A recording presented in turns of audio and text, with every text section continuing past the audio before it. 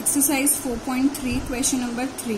Question number 3 में हमें proper quadratic equation नहीं दे रखी है, हमें एक अलग तरीके से एक इक्वेशन दे रखी है। तो पहले हमें इसको सिंप्लीफाई करना पड़ेगा और उसके बाद सिंप्लीफाई करके हमारे पास यहाँ पे एक क्वाड्रेटिक इक्वेशन आएगी। सिंप्लीफाई का मतलब ये है कि जो डिनोमिनेटर्स हैं उनका हमने एलसीएम ले लिया है, तो x+4 x-7 ये दोनों मल्टीप्लाई में आ जाएंगे और न्यूमरेटर्स जो होते हैं वो डिनोमिनेटर से क्रॉस मल्टीप्लाई हो जाते हैं। यानी कि यहाँ पे 1 है तो 1 इंटू x-7 माइनस का साइन 1 इंटू x+4। इसी तरीके से हम एलसीएम सॉल्व करते हैं।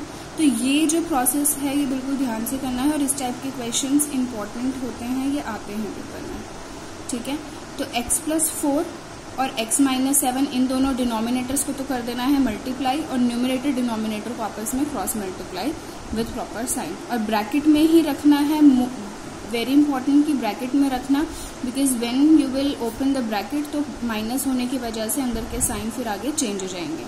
यहाँ पे 11/30 वैसे ही सॉल्व किया, ये आ गया, फिर क्रॉस मल्टीप्लाई कर दिया, दोनों को क्रॉस मल्टीप्लाई किया तो ये आ गया। -11 को 30 से किया, 11 को इससे किया। फिर उसके बाद 11 और 11 आपस में कैंसिल हो सकते हैं क्योंकि 11 जब यहाँ जाएगा तो डिवाइड में आ जाएगा। इसको करने के बाद ये हमारे पास एक क्वाड्रेटिक इक्वेशन आ जाएगी इस तरीके से। ठीक है, ये क्वाड्रेटिक इक्वेशन आ जाएगी। यहाँ से हमें x की वैल्यू फाइंड करनी है, सॉल्व करना है और आपको हमेशा ही क्वाड्रेटिक फॉर्मूला से ही सॉल्व करना है, अगर नहीं बोला है तो। ठीक है, तो उसके बाद यहाँ पे a जो है वो 1 है, b -3 है। साइन का बिल्कुल ध्यान रखेंगे क्योंकि कई बार क्या होता है बच्चे b की वैल्यू यहाँ 3 लिख देते हैं, तो b की वैल्यू यहाँ 3 नहीं है, b की वैल्यू साइन के साथ आएगी -3, c की वैल्यू है 2। इसके बाद हम क्या करते हैं, डिस्क्रिमिनेंट फाइंड करते हैं। डिस्क्रिमिनेंट का फॉर्मूला है b² - 4ac। फाइंड किया, 1 आया है और यहाँ पे हमें नेचर ऑफ रूट्स के में मालूम है कि अगर d की वैल्यू 0 से ज्यादा होती है तो रूट्स जो होते हैं वो रियल और डिस्टिंक्ट होते हैं। ये हमें लाइन लिखनी है, हमेशा लिखनी है। उसके बाद x की वैल्यू क्या होती है, -b ± √d/2a। अब कई बच्चे क्या करते हैं, इस क्वाड्रेटिक फॉर्मूला में डायरेक्टली d निकाले बिना d की जगह पे यहाँ पे b² - 4ac लिख देते हैं। वो भी ठीक है मेथड, लेकिन आई वुड प्रेफर कि आप पहले d अलग से निकाल लो, जो वैल्यू आएगी उसके अकॉर्डिंगली आप फाइंड करो। ठीक है, ये हमें इजी रहता है और ये क्लियर और ये अच्छा एक प्रेजेंटेशन बनता है, इसलिए इस तरीके से ही आप सॉल्व करें। वो बहुत कंफ्यूजिंग हो जाता है, कैलकुलेशन थोड़ी सी ज्यादा हो जाती है, इसलिए आप इसी तरीके से करें। फिर -b वैल्यू रखी, d की वैल्यू 1, d किसका स्क्वायर रूट 1 का स्क्वायर रूट 1 ही होगा। अब यहाँ पे प्लस माइनस रहता है, प्लस माइनस यानी कि एक बारी हमें इसको प्लस करना है 3 + 1 / 2 और एक बारी हमें 3 - 1 / 2, तो 2 रूट्स हमारे पास आ जाएंगे 2 और 1। नेक्स्ट आ जाए क्वेश्चन नंबर 4।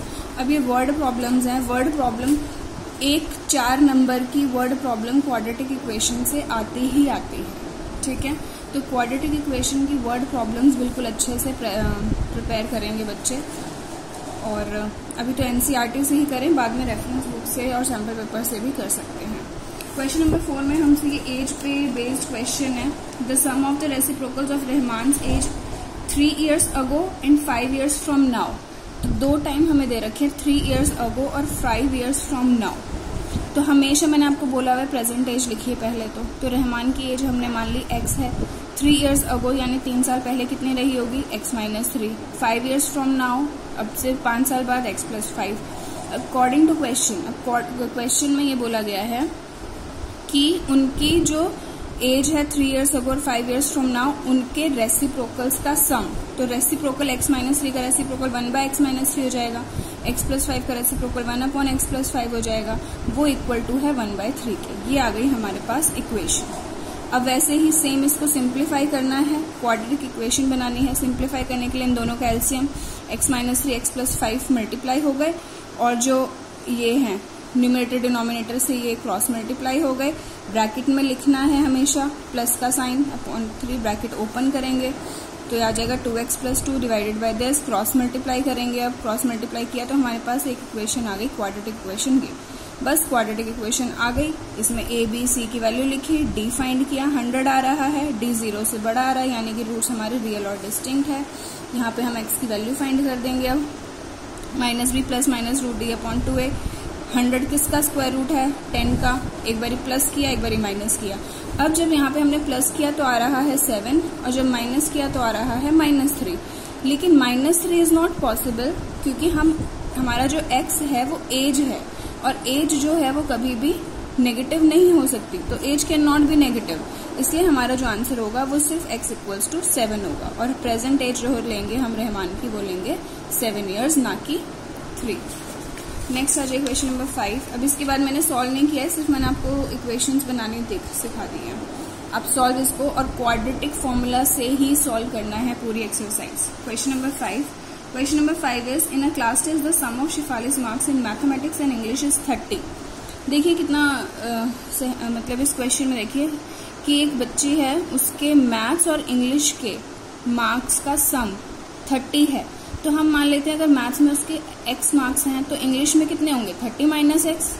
ठीक है, ऐसा क्वेश्चन हमने लीनियर इक्वेशन वाले चैप्टर में भी किया था। ठीक है, तो अगर मैथ्स में x है तो इंग्लिश में 30 - x होंगे क्योंकि दोनों का सम क्या होना चाहिए? 30। अब अकॉर्डिंग टू क्वेश्चन हमसे ये बोल रहा है had she got 2 marks more in mathematics. अगर उसके मैथ्स में x+ मतलब 2 मार्क्स और आ जाते हैं, x+2 हो जाते हैं और इंग्लिश में उसके 3 मार्क्स लेस हो जाते, यानी इंग्लिश में उसके 30 - x -3 हो जाते, तो जो इनका प्रोडक्ट होगा वो 210 होगा। ठीक है, तो अकॉर्डिंग टू क्वेश्चन ये इक्वेशन बन गई x+2 27 - x। सॉल्व करेंगे, सॉल्व करने का मतलब क्या है? पहले इनको मल्टीप्लाई कर देंगे दोनों एक्सप्रेशंस को, तो हमारे पास एक इक्वेशन आएगी। ये मैंने सिर्फ ऐसे लिख दिया डायरेक्टली सॉल्व, आपको प्रॉपर सॉल्व करना है इसको, फिर आपकी इक्वेशन आएगी इस तरीके से। बस a b c की वैल्यू रखो, फॉर्मूला लगाओ और x की वैल्यू फाइंड कर लो। ठीक, क्वेश्चन नंबर 6।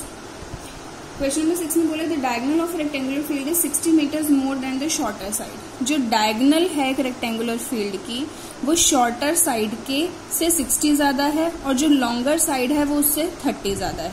ठीक है, अब बताइए साइड्स क्या होंगी, इस फील्ड की साइड्स क्या होंगी? तो शॉर्टर साइड हमने मान लिया x है तो diagonal x+60, longer side x+30 हो गया। अब हम क्या करेंगे, जब भी हमें राइट एंगल दिखता है ना और क्वेश्चन में कुछ नहीं दे रखी है कंडीशन, तो हमें क्या करना है, हमें पाइथागोरस लगा देनी है। चाहे वो राइट एंगल ट्राइंगल दे रखा हो, चाहे वो रेक्टेंगल दे रखा हो डायगोनल के साथ, या वो स्क्वायर दे रखा हो डायगोनल के साथ, हम पाइथागोरस लगा देते हैं। पाइथागोरस लगाई, हाइपोटेनस का square equals to base square plus perpendicular square.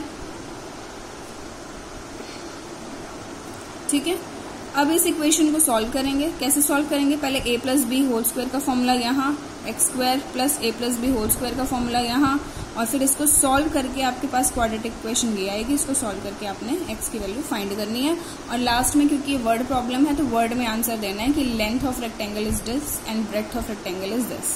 Question number 7। Question number 7 is the difference of squares of 2 numbers is 180। 2 numbers हैं, उनके स्क्वायर्स का डिफरेंस 180 है।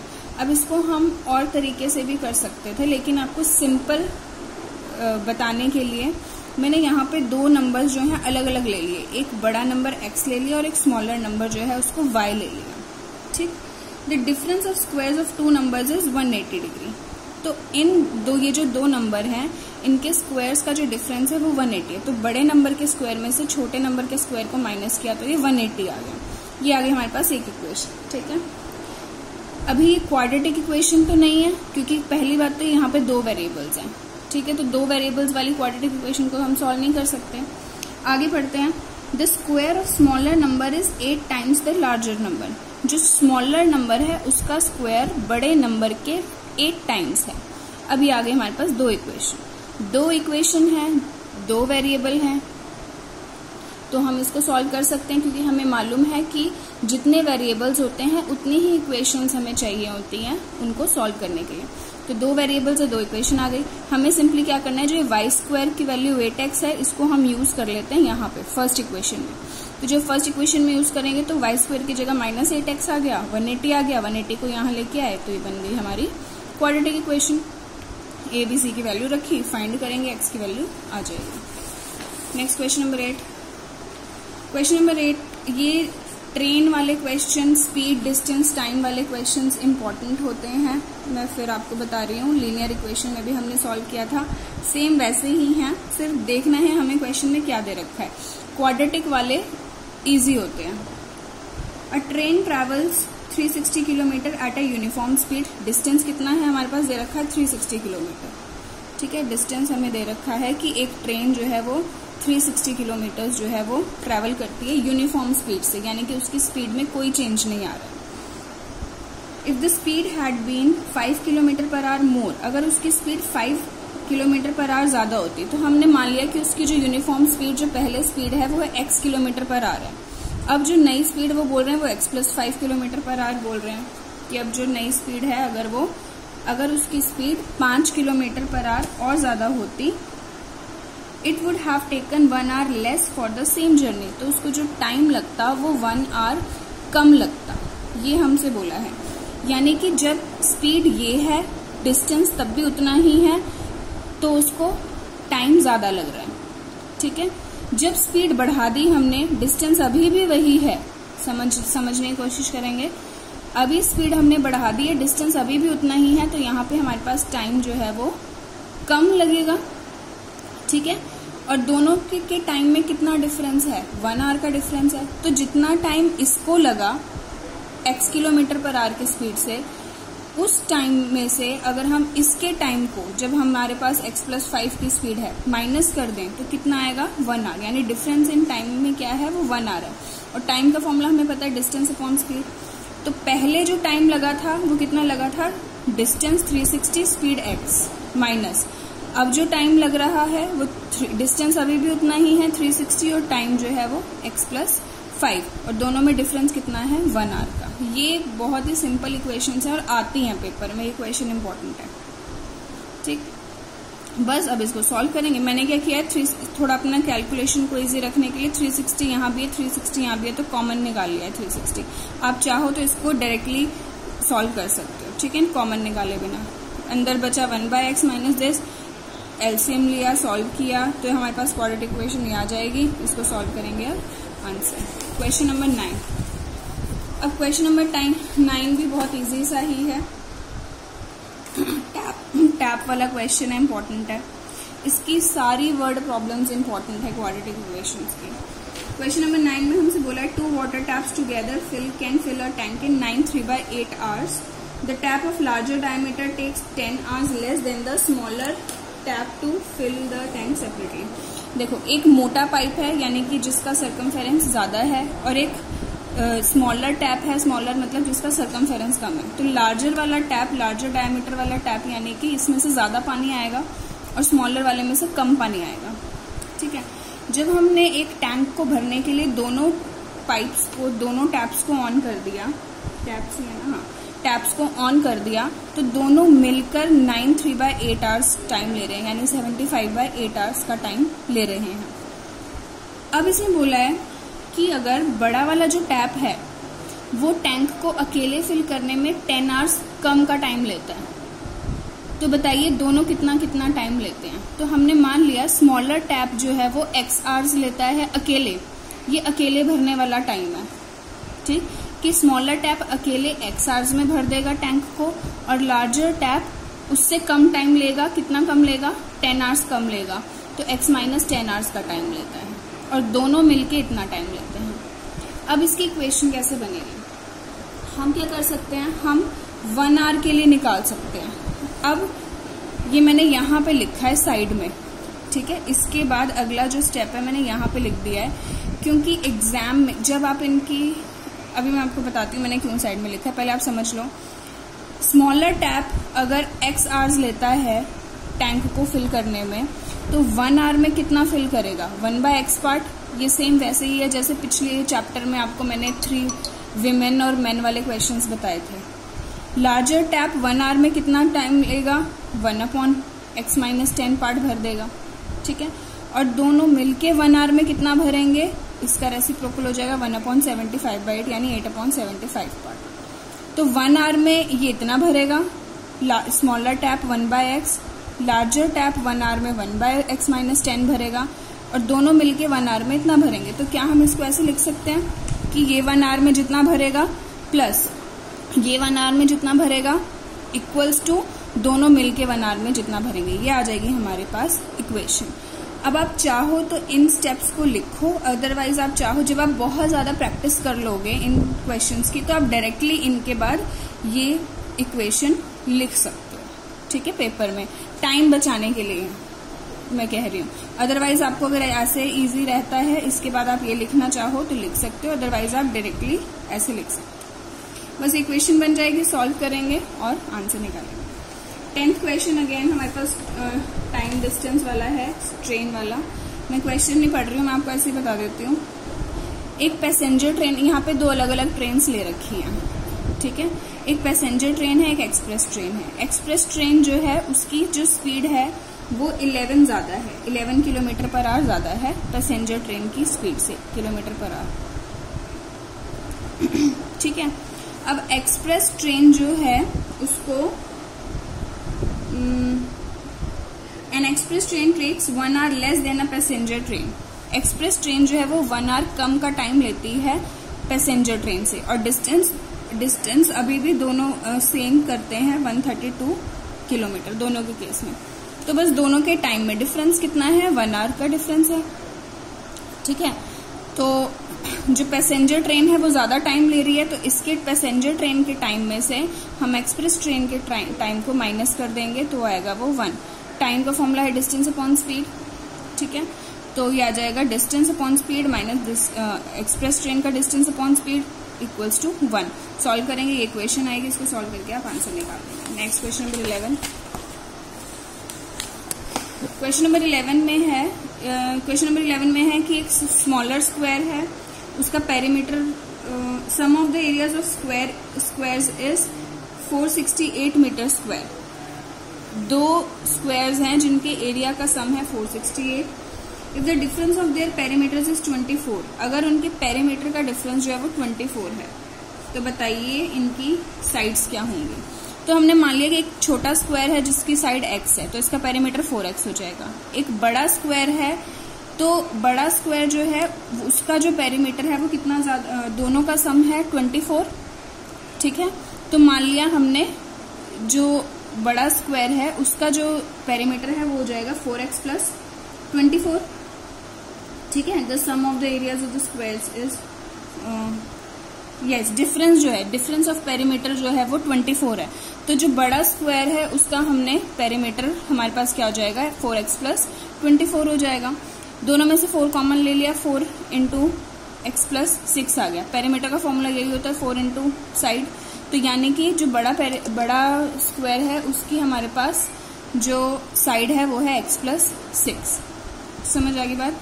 छोटा स्क्वायर की साइड हमने x ले ली तो इसका पेरीमीटर 4x हो गया।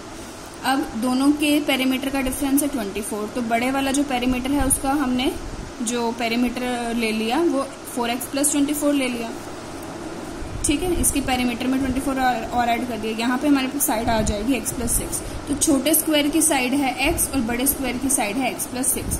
अब बोला इनके जो एरियाज का सम है वो है 468, तो एरिया इस साइड का स्क्वायर, छोटे स्क्वायर के साइड का स्क्वायर प्लस बड़े स्क्वायर के साइड का स्क्वायर इक्वल्स टू 468। दोनों को सॉल्व करेंगे, इक्वेशन आएगी, इसको सॉल्व कर देंगे। अब आ जाए एक्सरसाइज 4.4 पे। 4.4 आपने सबने मतलब ये सब बताया हुआ है, इसका बेसिक एक बार बस समझ लो। क्वेश्चन नंबर 1 में हमसे बोला है find the nature of roots of the following quadratic equation, if the real roots exist find them. अगर सबसे पहले तो हमें इसमें नेचर बताना है रूट्स का, अगर तो रियल होती हैं तो ही हमें आगे फाइंड करना है। तो इसमें तो आपको कंपल्सरीली आपको डी फाइंड करना ही पड़ेगा। जो भी हमारी, मैंने सेकंड पार्ट किया फर्स्ट क्वेश्चन का, ABC की वैल्यू रख ली है, डी फाइंड करना ही, क्योंकि डी से ही हमें मालूम पड़ेगा कि उनका नेचर क्या है। तो डी हमारे पास roots are real and equal. अब आपको मैंने यहाँ फाइंड नहीं किया है, लेकिन आपको जो है यहाँ पे रूट्स फाइंड करना है। रूट्स यानी x की value -b plus minus root D upon 2a, ये रख के आपको x की वैल्यू फाइंड करनी है, क्योंकि यहाँ पर हमारे पास जो रूट्स हैं वो रियल और इक्वल आ रहे हैं, ठीक। तो ये नेचर ऑफ रूट्स होती हैं, इसलिए मैंने आपको बोला है कि हर क्वेश्चन में आप डी निकाल लो। क्वेश्चन नंबर 2 में हमें, ये इंपॉर्टेंट क्वेश्चन है क्वेश्चन नंबर 2।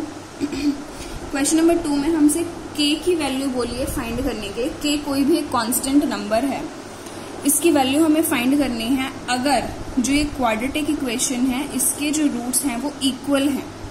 अब यहाँ पे हमें नेचर ऑफ रूट गिवन है कि रूट्स जो है वो इक्वल हैं, तो अगर रूट्स इक्वल हैं तो d हमारे पास क्या होना चाहिए, 0 होना चाहिए। तो सबसे पहले तो हम इसको सिंप्लीफाई करके क्वाड्रेटिक इक्वेशन बनाएंगे। यहाँ से a आ गया k, b आ गया -2k, c आ गया 6।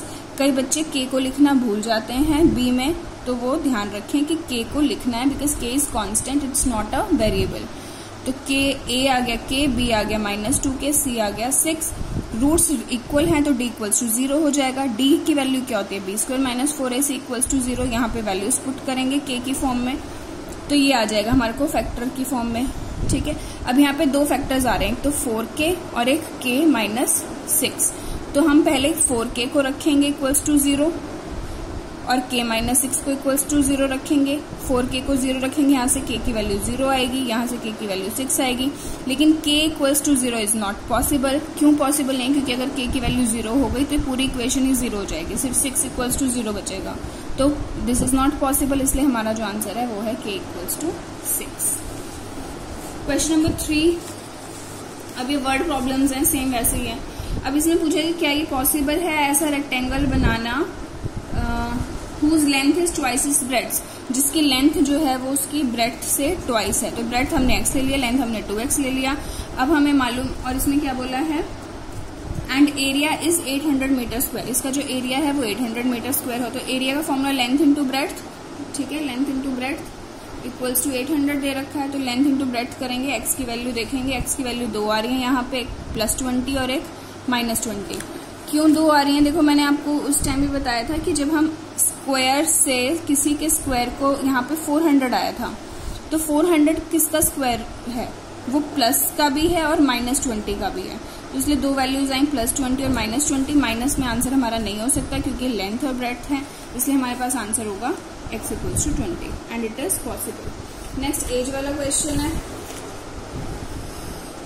Is the following situation possible if the sum of the ages of 2 friends is 20 years. अब प्रेजेंट एज में बोला है कि 2 फ्रेंड्स हैं, उनकी एजेस का सम 20 है, तो अगर एक की x होगी दूसरे की 20 - x हो जाएगी। अच्छा, एज वाले इस टाइप के क्वेश्चंस में ना आप ये चीज ध्यान रखो कि जब हमें सम दिया होता है कि 2 वैल्यूज हैं, ठीक है, मेरी बात को बिल्कुल ध्यान से समझना, ये आपको इक्वेशन बनाने में हेल्प करेगा। अगर हमें 2 चीजों का सम दे रखा है, ठीक है, कि 2 सम है हमारे पास 100, तो उसमें हम एक फर्स्ट वाले को लेंगे। अगर हमने फर्स्ट नंबर x लिया तो सेकंड नंबर हमारा होगा 100 - x। ठीक है, यहाँ पे बच्चे बहुत मिस्टेक कर देते हैं। अगर हमें क्वेश्चन में डिफरेंस दे रखा है कि 2 नंबर्स हैं, उनका डिफरेंस 100 है, ठीक है, तो फर्स्ट